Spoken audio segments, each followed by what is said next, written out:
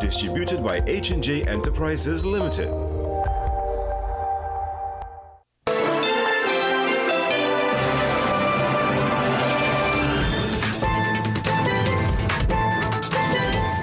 Good evening and welcome. You're watching the CNC3 News on CNC3. I'm Ria Rambali. I am Jasper Marik with Sport. And I'm Jamal Krampasad with your weather. Let's study what's making the news tonight. A steady flow of voters in the 2025 general election, and while most citizens report a smooth process, political parties raise concerns about voter bribery, delays, and poor EBC controls.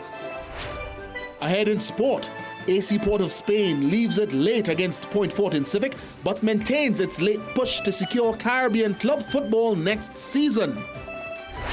The heat continues, but we can expect a gradual change by the weekend. I'll have the details in tonight's weather report.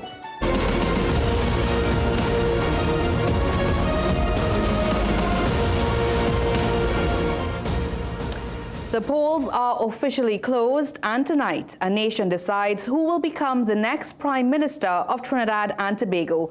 After 12 hours of voting, most citizens praised the electoral process, reporting a smooth but at times lengthy wait period. But the United National Congress felt the casting of the ballot was plagued by numerous irregularities, its leader complaining about bribery and other problems with the EBC's mechanism in today's election. The PNM concerned about political canvassing. Now, amid the bribery allegations came news that one man was arrested with hard cash in a marginal constituency. Janelle Bernard has our Election Day recap. From the crack of dawn, citizens across Trinidad and Tobago were determined to exercise their civic duty. On April 28th, voters queued up outside polling stations in the first general election since the pandemic. While the voter turnout won't be clear until results come in, the crowds included a number of first-time voters. Jalon Lara says he was encouraged by his mother to exercise his constitutional right. I wasn't really into the whole politics stuff, but she told me that, now it's time that I should, be aware of what's going on in my country. And, because I'm getting older, I turn 18, so I'm becoming relatively smooth. 79-year-old Carlos Hayes of Roxborough could have moved a bit faster. Very nice, but like all the people that come out here, but the process is a little slow.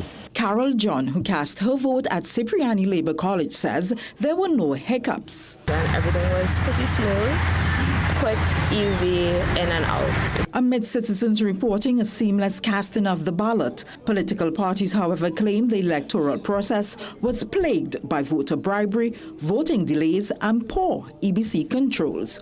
Prime Minister Stuart Young says he is already expecting legal challenges from the United National Congress, depending on the outcome of today's general election. Young, who voted at the International School in Westmoreland, says that the UNC's call for an inquiry into the operations of the Elections and Boundaries Commission is just the beginning. What I suspect that is trying to line themselves up with an excuse and to head to the courts for election petitions, which has become, unfortunately, the opposition's modus operandi.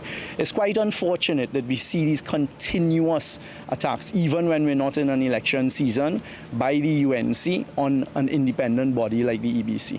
But the UNC's political leader, Kamla Pasabi-Sessa, is adamant that voters were being enticed with cash, saying some voters in Moruga, La Hakita, and Talparo complained of inducements on voting day. I've had reports from other stations that the process is very lengthy.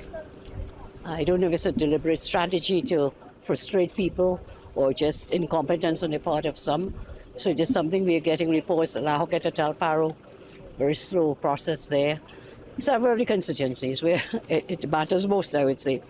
The other reports that are coming in